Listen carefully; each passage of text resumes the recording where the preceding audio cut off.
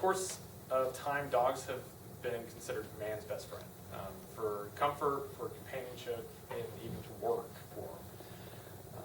And even today, those three aspects help and give comfort to people today. In our lives, whether it's just walking around town, going to the store, movies, at work, we can see animals and people's pets all over the place. However, we don't know which one's a service animal and which one isn't. Some of the things that make me a little bit qualified to talk about the subject is I worked in law enforcement, so I'm very familiar with rules and regulations and laws when I was in the military. And then even with the Park Service job that I do today, it's definitely informing people about laws and enforcing those to some extent or another. So service animals, they need to be trained or certified at a national level. This is to help make sure that people understand the reasonings and the purpose behind service animals. Percentage of the population claims that they have a service animal, however, a lot of people actually don't. And a lot of the reasons behind registering and certifying service animals is also to help with public welfare and the health of people around them. And over the next few minutes, I'll cover some of these points as we go through it. So many people that have service animals, they get them from a reputable trainer. So they're actually from an organization that's a nonprofit and it's an accredited organization where they train them for an extensive purpose and for a specific task. And one of those organizations is American Service Dogs. And they use a training process that takes almost 2 years to actually train one dog. And they train them from the time they're about 6 to 8 weeks old all the way through until about the 2-year mark. And when they're training them later in the process, they actually introduce them to their permanent handlers so that they can actually have that human interaction with them before they actually get out into the real world and actually do the tasks that they were trained to do. Organizations like this, they have an ethical and moral obligation to make sure that their training is standardized and that everybody gets the same as that training. And this actually leads to some of the groundwork for national standardization and certification of service animals.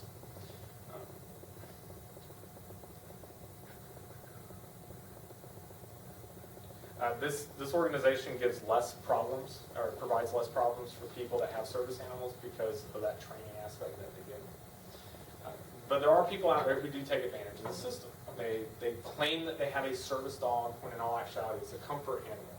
And one of the things that they do is tell people this is my service animal so that they can get into buildings.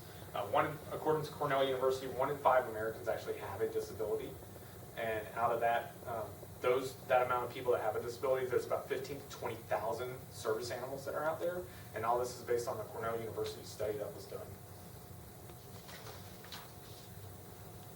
According to the American Disability Act, a service animal or a service dog is a dog that is individually trained to perform a specific task based on the disability. And a lot of people don't understand that that definition is there for a reason. So people interpret that definition however they see fit. If you look at a comfort animal is not under the ADA, under the Americans with Disability Act, considered a service animal. It's just basically a pet. It's an animal that provides some type of emotional comfort for the person. A good example of a service animal would be an individual that has a disability like epilepsy, diabetes, or something like that, where that dog or that animal is actually trained to detect something going wrong with that person. Or somebody that's in a wheelchair that's limited mobility who needs some help opening doors and things like that. Those are considered service animals.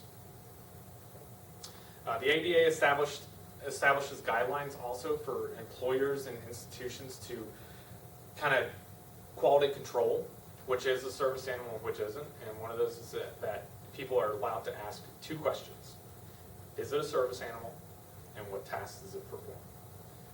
And a lot of people will say, yes, it is a service animal. And then when they get to that question, what task does it perform, they can't answer it. So if they can't answer one of those 2 questions, then it's not considered a service animal. And so with the national standardization of service animals, you actually get the IDs and the certification and the registration to actually answer those questions for you. Because they would wear a vest that actually says it's a service animal, or an ID collar that says it's a service animal. And you could even go to the extent of kind of answering the what question too. Is what task does it perform by saying detects seizures or something like that as an example. A lot of people have problems with the Fourth Amendment with this because people think that there is that violation of privacy that's established under the Fourth Amendment of the Constitution. And the main thing with that is that service animals with IDs would not violate that right, because it would be answering those two questions automatically on the vest. So there wouldn't be any need for institutions and places of business to ask those questions. And also with the registration and the certification process of and IDing service animals, you also have a lot more help with medical first responders who will actually be responding to people with epileptic seizures and diabetic attacks, people who are limited mobility, things like that. So medical responders would actually have an advantage by registering and certifying and IDing service animals. Because if a person's out there, say they're grocery shopping, and they have an epileptic seizure, and the service animal has their vest on that says service animal detects seizures, the first responders will pretty much know that, okay, this person's having a seizure. So we automatically know what we need to do for that process. Especially if that individual is by themselves with no other family or friends around that know about their condition. It really adds to the first responders being able to improve their response time and improve the response capabilities of it. It also helps out with a lot of people who have fears or allergies of dogs as well. Because if you think about it, a lot of people don't understand why is this dog in the building if it's not ID'd. And they may have a fear of that animal, they may actually have an allergy to dogs. And by wearing a vest or an ID, you actually eliminate that fear or that anxiety behind it as well. And there's also a lot of service animals that help with PTSD and TBIs for veterans coming back from combat situations. And if you had a service animal that says, service animal do not approach, because a lot of the service animals for those type of disabilities, you are not allowed to pet at all, because they'll bite you. Personally, I have friends that have service animals that provide that type of service for them. And they'll actually lay behind them, facing away from them, to make sure they're watching their back. And they'll actually growl if somebody tries to approach from the rear. So, and that's providing a service that doesn't add to that stressor. But the biggest thing is basically allowing pets into grocery stores. If you look at a lot of establishments nowadays, like Lowe's and obviously all the pet stores, they allow pets. But allowing pets into a grocery store, now we're talking about a safety hazard and a health hazard. Because service animals are trained to control themselves when they're in that type of scenario. Normal pets aren't. So if you just let anybody in that says, oh yeah, it's a service animal, then it's possible that you start having sanitation issues because the dogs are leaving themselves on the floor or eating the food or getting up on the counters at the grocery store, and that causes a huge sanitary issue. So a lot of those issues would be eliminated if you had that registration purpose and IDing as well. So today, hopefully, you shifted some ideas on the requirements and the national standardization of service animals to make sure that everybody's kind of on the same page with that.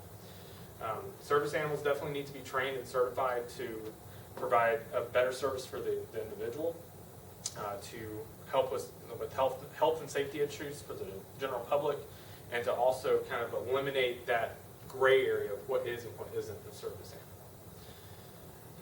animal. And like I said, before my current position, I was in the military with law enforcement, and that helped me to understand the laws like the American with Disabilities Act a little bit further. And service animals in our daily lives, whether they're there, whether we know it or not, because they're not registered. And so one of those things that this process would allow to do is allow y'all to actually know what a service animal is and to understand it a little bit more. And even if it may not be providing a service that everybody agrees upon, it's still a registered service animal if it's out there with that vest on. So, and believe it or not, service animals are not just dogs. Service animals are horses, cats, monkeys. There's a lot of different types of service animals out there that perform different services, especially if you're looking at people that don't have mobility in their hands, where they can do tasks with their hands, and some of those service animals come in very handy at that point. So thank you guys.